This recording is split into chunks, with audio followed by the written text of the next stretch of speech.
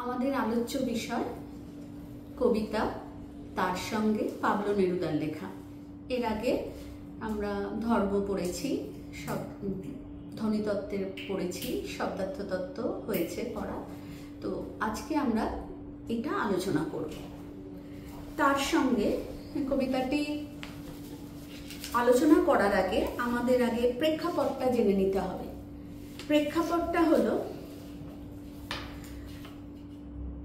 স্পেনের গৃহযুদ্ধ। পাবলো নেরুদার জন্ম 12 জুলাই 1904, মৃত্যু 23 সেপ্টেম্বর 1973। ছিলেন চিলির বিখ্যাত কবি, কূটনীতিক, রাজনীতিবিদ। তার প্রকৃত নাম নেপতালি রিকার্দো রোয়েস বাসোয়ালতো। তোমরা পাবলো নেরুদার একটা কবিতা পড়ে এসেছো ক্লাস 10। তার ছদ্মনাম পাবলো নেরুদা। ছোটবেলা থেকেই তার কবিতা রচনার সূত্রপাত। 1950 খ্রিস্টাব্দে তিনি আন্তর্জাতিক শান্তি পুরস্কার পান। 1971 তাকে সাহিত্যে নোবেল পুরস্কার দেওয়া হয়। এই কবিতাটি শক্তি চট্টোপাধ্যায় অনুদিত পাবলো নেরুদার শ্রেষ্ঠ কবিতা থেকে নেওয়া হয়েছে। তো প্রথমেই আমরা আগে জেনে নেব যে এর প্রেক্ষাপটটা কি। প্রেক্ষাপটটা একটু আগেই বললাম যে 40-এর দশকে স্পেনে গৃহযুদ্ধ হয়েছিল। এই গৃহযুদ্ধের আবহে যে প্রতিবাদী ঝড় উঠেছিল তাতে স্পেনের আকাশ বাতাস প্রতিবাদী কণ্ঠস্বরে ভরে গিয়েছিল। সেই সময় স্পেনের কবি লোরকা, তাকে তার কণ্ঠকে থামিয়ে দেওয়া হয়েছিল। এটা নেরুদা মেনে নিতে পারেননি। তিনি প্রতিবাদ করেছিলেন তার কবিতার মাধ্যমে। তবে শ্রমজীবী পরিবারের সন্তান ছিলেন তো নেরুদা। তিনি তার এই কবিতার মধ্য দিয়ে সেই সময়ে, সেই দুঃসহ সময়ের কথা এখানে বলেছেন। আমরা প্রথমেই পড়ে নিই আগে যে কবি কি বলছেন সেটা আমরা আগে একটুখানি দেখে নিই। কবিতা, আমি ধর্ম কবিতাটা পড়াতে গিয়ে তোমাদের বলেছিলাম যে কবিতা একটু মুখস্থ করতে হবে, কিছু করার নেই। তোমরা বলবে যে কেন মুখস্থ না হলে তো আর সহজ পদ্ধতি, কত প্রশ্নটা বিভিন্ন বই থেকে তোমরা হয়তো পড়তে চাও বা পড়ো, কিন্তু যদি একটু কবিতাটা মুখস্থ রাখতে পারো, প্রতিটা লাইন যদি তোমাদের মাথার মধ্যে গেঁথে যায়, তাহলে প্রশ্নের উত্তর দেওয়া, এমসিকিউ প্রশ্নের উত্তর দেওয়া খুব সহজ। আমরা একটু কবিতাটা শুরু করি। সময়টা খুব সুবিধের না, আমার জন্য অপেক্ষা করো। দুজনে মিলে খুব সমঝে একে পার করতে হবে। তুমি তোমার ওই ছোট্ট দুটি হাত আমার হাতে রাখো, কষ্টে সৃষ্টেও উঠে দাঁড়াবো, ব্যাপারটা বুঝবো, আহ্লাদ করব। আমার আবার সেরকম এক জুড়ি যারা স্থানে অস্থানে বেঁচে বসতে এসেছে, পাথরে ফাটেলেও যাদের বাসা বানাতে আটকায়নি। সময়টা মোটেই সুবিধের না, রোসো আমার জন্য দাঁড়াও, কাকে ঝুড়ি নাও, শাবল নাও, জুতো পরো, কাপড় চোপড় সঙ্গে নিয়ে নাও, যা পারো। এখন আমাদের একে অপরকে লাগবে, শুধু কার্নেশন ফুলের জন্য না, মধু তালাশের জন্যেও না, আমাদের দুজনের হাতগুলোই লাগবে ধুয়ে মুছে আগুন বানানোর জন্য। এই যে সুবিধের নয় সময়, মাথা যতই উঁচু করুক, আমরা আমাদের 4 হাত 4 চোখে একে জুঝবই। আমরা একদম শেষ লাইনে এসে এই তার সঙ্গে, কবিতাটার সঙ্গে একটু নামকরণটা পেয়ে যাচ্ছি। কিরকম না, তার সঙ্গে হঠাৎ তার কথাটা তিনি বলছেন কেন? কেন তিনি হঠাৎ করে তার সঙ্গে বলছেন? অ্যাকচুয়ালি কবিতাটার নাম, তার একটা তো সর্বনাম। এই কবিতাটা যখন ইংরাজিতে এই স্প্যানিশ কবিতাটার নাম লেখা হয়েছিল উইথ হার, তো এই তার আমরা সহযোগী হিসেবে পাচ্ছি, 4 চোখ লাস্টে আমরা দেখতে পাচ্ছি, সহযোগী হিসেবে পাচ্ছি, অথবা তার সঙ্গিনী হিসেবে পাচ্ছি। উইথ হার যখন আমরা দেখতে পাচ্ছি, সেই হিসেবে আমরা ভেবেই নিতে পারি এটি একটি সঙ্গিনী, একজন তার সাথে কথা বলার জন্যই, তার সাথে জীবন কাটানোর জন্যই চার হাত চার এক হয়ে যাওয়ার কথা এখানে বলা হয়েছে। তার তো একটা সর্বনাম বললাম, তো এই আত্মার আত্মীয়তা তার সাথে আমরা দেখছি প্রাধান্য পেয়েছে। এরপর আমরা ঢুকছি একদম কবিতাটার মধ্যে। সময়টা খুব সুবিধেনীয়, আমার জন্য অপেক্ষা করো। এর সাথে সাথে কবি যেমন ওই সময়টার কথা বলেছেন, শ্রমজীবী সম্প্রদায়ের সারাটা জীবন তাদের যেভাবে কাটছে বা তাদের যেভাবে নিপীড়ন সহ্য করতে হচ্ছে, তারা সেই নিয়েই এর মধ্য দিয়ে তুলে এনেছেন কবি। মানব জাতির পক্ষে অসুবিধার সময়টা মূলত লোভী সাম্রাজ্যবাদের দ্বারা সৃষ্টি। শ্রমজীবীদের ওপর নিপীড়ন নিষ্পেষণ সহজেই মানুষের ওপর চালানো যায়। কবির এই সময়টা খুব সুবিধের নয়, আবার দেখা যাবে আমরা দেখব আবার পরে থার্ড প্যারাতে গিয়ে দেখব আবার একটা আছে সময়টা মোটেই সুবিধের নয়। তাহলে দুটো সময়ের কথা বলছেন কবি। কেমন ভাবে আসছে না, প্রথম স্তবকে দেখছি সময়টা সুবিধের নয়, আবার তৃতীয় স্তবকেও দেখছি সময়টা মোটেই সুবিধের নয়। তা প্রথম দিকে সময়ের প্রতিকূলতার যে চরিত্রটা থাকছে, পরবর্তী সময় সেটা আরো ভয়ঙ্কর হয়ে উঠছে। তো এই ভয়ঙ্কর এই সময়ের কথা কবি এখানে বলছেন আমার জন্য অপেক্ষা করো।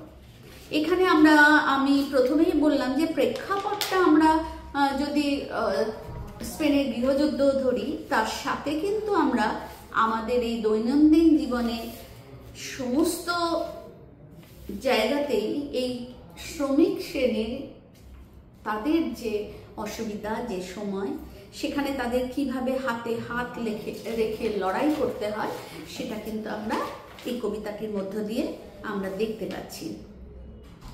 বলছেন আমার জন্য অপেক্ষা করো। অপেক্ষা কেন করবে? যে মানবতাবাদী যুদ্ধবিরোধী মানুষ পরস্পরের জন্যই তো অপেক্ষা করে। চারিদিকে যুদ্ধের আবহাওয়া, চারিদিকে মারা পড়ছে যারা, তারা তো গরিব সাধারণ শ্রমজীবী মানুষ। তাদের সঙ্গে তো যে অবিচার অন্যায় হচ্ছে, তাদের যে রসদ নষ্ট হয়ে যাচ্ছে, ঘর বাড়ি নষ্ট হচ্ছে, তাদের জীবন বিপন্ন হচ্ছে, সেই জায়গাটাতে তো লড়াই করতে হবে। লড়াই করার জন্য অপেক্ষাও করতে হবে। কেন না, সমস্ত মানুষকে যদি মানবতাবাদী সমস্ত মানুষ যদি পরস্পরের সঙ্গে এসে মেলে, তবেই তারা এখানে লড়াইটা করতে পারবে। দুজনে মিলে খুব সমঝে একে পার করতে হবে। পারস্পরিক শ্রদ্ধায়, বিশ্বাসে, নির্ভরতায়, বিচক্ষণতার সঙ্গে এই অসুবিধার সম্মুখীন হয়ে সেই জায়গাটাকে পার করতে হবে। তুমি তোমার ওই ছোট্ট দুটি হাত আমার হাতে রাখো। কেন না, একক মানুষের তো ক্ষমতা সীমিত। হাতে হাত রেখে পথ চলতে আমরা খুব সহজেই পারি দুর্গম রাস্তা। সেই দুর্গম রাস্তার জন্য আমাদের জোটবদ্ধ হতে হয়, সংঘবদ্ধ হতে হয়। তো আমাদের সেখানে একতাই বল। তাই আমাদের কি করতে হয়? হাতে হাত রেখে এগিয়ে যেতে হয়। কষ্টে সৃষ্টেও উঠে দাঁড়াবো। বিরুদ্ধতা যতই থাকুক, আমরা যদি হাতে হাত রেখে লড়াই করতে পারি, সমস্ত বিরুদ্ধতা কাটিয়ে আমাদের মানসিক শক্তিতে, তখন আমরা ঠিক উঠে দাঁড়াতে পারবো। ব্যাপারটা বুঝবো, আহ্লাদ করবো। আস্তে আস্তে যখন আমরা যুঝতে পারবো অসময়ের সঙ্গে, তখন যখন আমাদের আহ্লাদ করার সময় আসবে, আনন্দ করার সময় আসবে, আমরা করতে পারবো যদি আমরা একসাথে লড়াইটা করতে পারি, পরিস্থিতিকে বিচার করে আমরা যদি এগোতে পারি। আবার আমার আবার সেরকম এক জুড়ি যারা স্থানে অস্থানে বেঁচে বসতে এসছে। সেই আদিমকাল থেকে মানুষ যখন দলবদ্ধ হয়ে, সংঘবদ্ধ হয়ে বাঁচতে শিখলো, তারা তো বিভিন্ন জায়গায় স্থানে অস্থানে তো তারা বেঁচে বলতেই এসছে, সেখানে লড়াই করে প্রকৃতির সঙ্গে মানুষের সঙ্গে লড়াই করে যে কোনো পরিস্থিতিতে লড়াই করে তারা বেঁচে এসছে। তেমনি শ্রমজীবী সম্প্রদায়ও ঠিক সেইভাবে আবহমান কাল ধরে একইভাবে তারা কিন্তু লড়াইয়ের মধ্য দিয়ে তারা বেঁচে এসেছে। তারা যেখানে সেখানে যেমন তেমন পরিস্থিতিতে তারা থেকেছে, তারা পাথরের ফাটলেও তাদের বাসা বানাতে তাদের আটকায়নি। তারা সেই সব জায়গা থেকে তারা মানে উচ্চাসা ত্যাগ করে তারা নিজেদের জীবন পরের জন্য উৎসর্গ করেছে, সেখানেই তারা এইভাবে লড়াই করে বেঁচে এসছে। তাই বলছেন যে আমাদের যারা মানে সর্বহারা শ্রেণী, তাদের যেরকম পরিস্থিতি অনুযায়ী তারা নিজেদের যেমন করে বাঁচাতে পারে, বিভিন্ন জায়গায় বিভিন্ন পরিস্থিতিতে তারা তাদের বাঁচিয়ে নিজেদের বাঁচাতে পেরেছে এবং তেমনি অন্যদের বাঁচাবার জন্য তারা ঐকান্তিক তাগিদ এবং পরিশ্রম মাধ্যমে তারা এসছে। সময়টা মোটেই সুবিধের নয়। প্রথমের একটা সময় বলেছিলাম সময়টা খুব সুবিধের নয়। এই সময়টা মোটেই সুবিধের নয়, মানে আরো ভয়ঙ্কর হচ্ছে সময়। কারণ স্পেনের গৃহযুদ্ধ এক সময় মারাত্মক অবস্থা হয়েছিল, বিভিন্ন দিকে কবি শিল্পী এদের মেরে দেওয়া হয়েছিল, মানে এদের প্রাণ নিয়ে নেওয়া হয়েছিল। তো মানুষের কথা বলার শক্তি সেই সময়টা ছিল না। তো সেইখানে প্রত্যেকেই এই উঠে দাঁড়াবার জন্য চেষ্টা করেছিল। সময়টা মোটেই সুবিধার নয়, পরিস্থিতি আরো ভয়ঙ্কর হচ্ছে। রোশো আমার জন্য দাঁড়াও। কে দাঁড়াবে? কে দাঁড়াবে? কবি মানবতাবাদী, মানবপ্রেমী, সুতরাং তার মতন করে তিনি তার সঙ্গীকে বলছেন বা সঙ্গিনীকে বলছেন, যদি আমরা এটা ভেবেই নিচ্ছি, যদি ভেবে নিই এটা সঙ্গিনী, তো তার জন্য দাঁড়াতে বলছেন। কাকে ঝুড়ি নাও, শাবল নাও, জুতো পরো, কাপড় চোপড় সঙ্গে নিয়ে নাও, যা পারো। তাহলে কাকে, কাকে মানে হলো আমরা কাকা, যেটা যে জায়গাটাতে মহিলারা, বিশেষত মহিলারাই তো এই কাজটি করে, কলসি দিয়ে জল ভরে নিয়ে আসে, সেই জায়গাটাকে বলা হচ্ছে কাকে। কাকে কি নেবে না? ঝুড়ি নাও, শাবল নাও। কাদের বাঁচার যে উপকরণ, সেই সব সম্প্রদায়, শ্রমজীবী সম্প্রদায়, তারা রসদ সংগ্রহ করতে যাবে, তাদের তো ঝুড়ি থাকে, তাদের শাবল থাকে। জুতো পরো, কাপড় চোপড় সঙ্গে দিয়ে নাও। জুতো পরো কেন না? জুতো পরলে দুর্গম পথে চলতে সুবিধা হবে এবং সম্পূর্ণ অসুবিধার সময়, যেহেতু জীবনের চলার পথ দুর্গম, তাই জুতো পরা আবশ্যক। সেই সঙ্গে আনুষঙ্গিক কাপড় চোপড় থাকাও দরকার, না হলে অসুবিধার সময় কাপড় চোপড় ছিঁড়ে যেতে পারে, নষ্ট হয়ে যেতে পারে। তাহলে কিছু হাতে রাখা দরকার, কারণ লড়াই করতে নেমেছে তো। সবকিছু যেগুলো জরুরি সেগুলোকে সঙ্গে দিতে হচ্ছে। যেমন ডুবন্ত মানুষের কাছে যেমন খড়কুটো, তেমনি সেটাও নিতে হচ্ছেন। এখন আমাদের একে অপরকে লাগবে।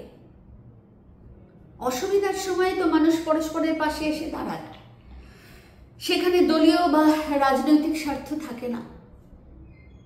মানুষ নিজের লড়াইটা করার জন্য মানবিক বিশ্বাস বা নির্ভরতা নিয়ে মানুষ এগিয়ে চলে। ব্যক্তিকে সম্পূর্ণভাবে সংকীর্ণতা, স্বার্থ বিসর্জন দিয়ে মানুষকে এগিয়ে যেতে হয়। ব্যক্তিগত চিন্তা ভাবনার ঊর্ধ্বে উঠে তাদের একে অপরের সঙ্গে থেকে লড়াই করতে হয়। শুধু কার্নেশন ফুলের জন্য না, মধু তালাশের জন্যও নয়। কার্নেশন ফুল কি?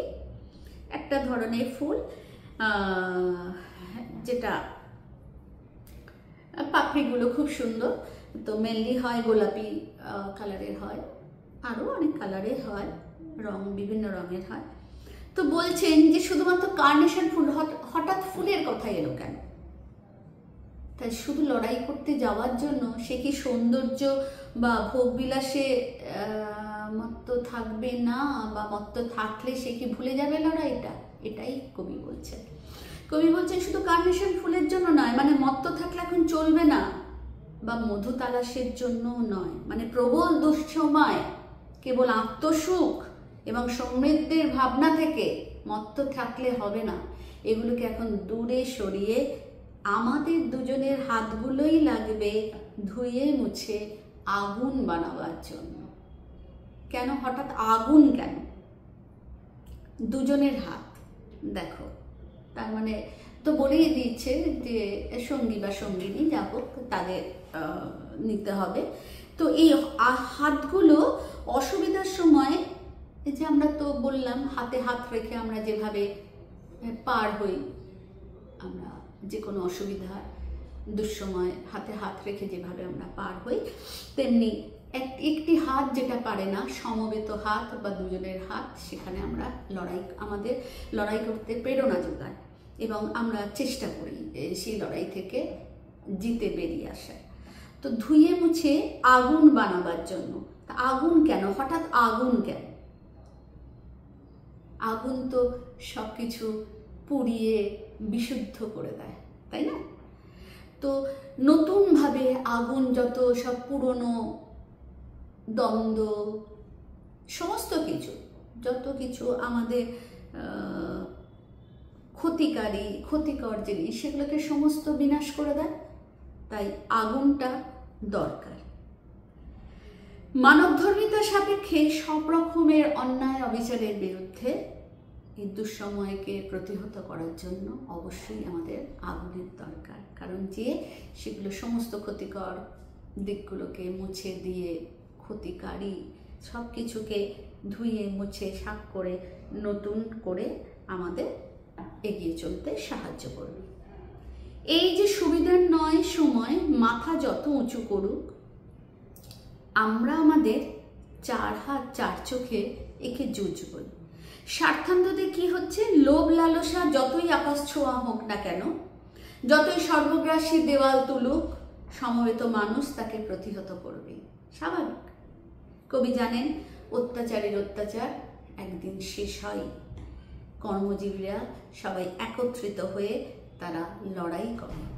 তার জন্য সমবেত মানুষের তাদের কাজের নৈপুণ্য, তাদের দার্শনিক চেতনা, বিচারবোধ, সব কিছুর জন্য যে লড়াই, সেখানে হাতে হাত রেখে একসাথে এগিয়ে যেতে হয়। তবেই শ্রমজীবী মানুষ তার লক্ষ্যে পৌঁছতে পারে। যদিও তারা চিরকালই অবহেলিত, নিপীড়িত, নিষ্পেষিত, তাই তাদের লড়াইটার জন্য অবশ্যই তারা যুঝবে। হাতে হাত রেখে তারা ধ্বংসের মধ্যে দিয়ে, নতুন সৃষ্টির চেতনার মধ্যে দিয়ে তারা কিন্তু আবার এখানে লড়াইতে তারা জিততে পারবে। এবং সংগ্রাম দীর্ঘস্থায়ী হলেও একটা সময় তারা মানে প্রতিবাদের আগুন দিয়ে, তারা হাতে হাত রেখে প্রতিবাদের আগুন দিয়ে তারা এই সংগ্রামকে জিততে সাহায্য করবে। এই হাতে হাতটা এর মধ্যে দিয়ে কবি বোঝাতে চেয়েছেন। এরপর আমরা এই বিষয়ে আমরা একটুখানি কবিতার কিছু কোয়েশ্চেন আমরা একটু দেখে নেব। যে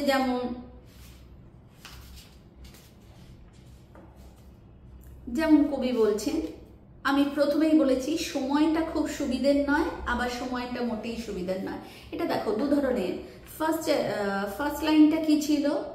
সময়টা খুব সুবিধের নয়। তোমাদের যদি আমি রিয়ারেঞ্জে যদি বলে থাকি, তাহলে হয়তো দেখা গেল ওই লাইনটা আর থার্ড প্যারা, মানে তৃতীয় প্যারায় যেটা সময়টা মোটেই সুবিধার নয়, রোসো আমার জন্য দাঁড়াও, কাকে ঝুড়ি নাও, শাবল নাও, জুতো পরো, কাপড় চোপড় সঙ্গে নিয়ে নাও, যা পারো, এটার সঙ্গে যদি একদম ফার্স্ট প্যারাটা যদি আমরা একটু মানে যদি এটাতে স্তবক, এই দুটো স্তবক থেকে যদি দুরকমভাবে আমরা রিয়ারেঞ্জ দিই, তাহলে তোমরা বুঝতেই পারবে, যদি একটু কবিতাটা তোমাদের মনে থাকে, যে সময়টা মোটেই সুবিধের নয় আর সময়টা খুব সুবিধের নয়, দুটোর মধ্যে কিসের তফাৎ আসছে। এরপর দেখো কাকে কি নেওয়ার কথা বলা হয়েছে। কাকে কি নেওয়ার কথা বলা হয়েছে, এটা জাস্ট ছোট কোশ্চেন। জুতো পরো, কে কাকে বলছে? কে কাকে জুতো পরার কথা বলছে? কবি যা সঙ্গে নিতে বলেননি সেটা কি? দেখো শাবল বলেছেন, কোদালের কথা বলেননি। যদি তোমাদের কোনোরকম থাকে, যে মনে করো দেখো ঝুড়ি, শাবল, কোদাল, কাপড়, তো এই চারটে যদি অপশন দেওয়া থাকে, দেখা গেল যে কোদালটা নেই। এইভাবে আমরা যে বিকল্পগুলো পাই। আবার দেখো তথ্যভিত্তিক, যেমন উদাহরণ,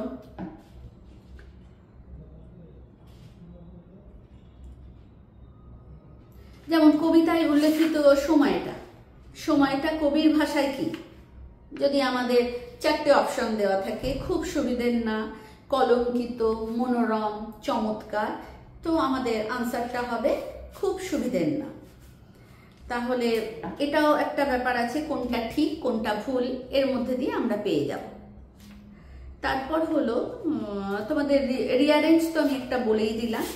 আচ্ছা, সত্য মিথ্যাও একটা আছে, স্তম্ভ মেলানো। দেখো সন্ধ্যের সঙ্গে মনে করো রইল কাকে ঝুড়ি নাও, সময়টা মোটেই সুবিধের নয়, আমরা আমাদের চার হাত, ব্যাপারটা বুঝবো। এটার সঙ্গে স্তম্ভ মেলানো থাকবে, আহ্লাদ করব, রোসো আমার জন্য, শাবল নাও, চার চোখে এঁকে জুজবই। এবার এই দিকের সঙ্গে আরেকটা দিক, একটা দিকের সঙ্গে আরেকটা দিক স্তম্ভ মেলানো থাকবে। এছাড়া সত্য মিথ্যাও আছে। আর বিবৃতিগুলির মধ্যে সঠিক সম্পর্কটি যেটা বেছে নাও সেটাও থাকছে, যেমন সময়টা খুব সুবিধের নয়, দুজনে মিলে খুব সমঝেকে পার করতে হবে। তাহলে এটা ঠিক না ভুল, মানে উভয়ই এটা ঠিক না উভয়ই এটা ভুল, এটা নিয়ে আমরা আলোচনা করতে পারি। তাহলে তোমাদের আমি সবটাই বলে দিলাম যে কোয়েশ্চেনগুলো কিভাবে হবে। আশা করছি তোমাদের ভালো পড়াটা তোমরা রেডি করতে পারবে। সামনের পরীক্ষা তোমাদের জন্য শুভেচ্ছা রইল, তোমরা ভালো করে পড়ো।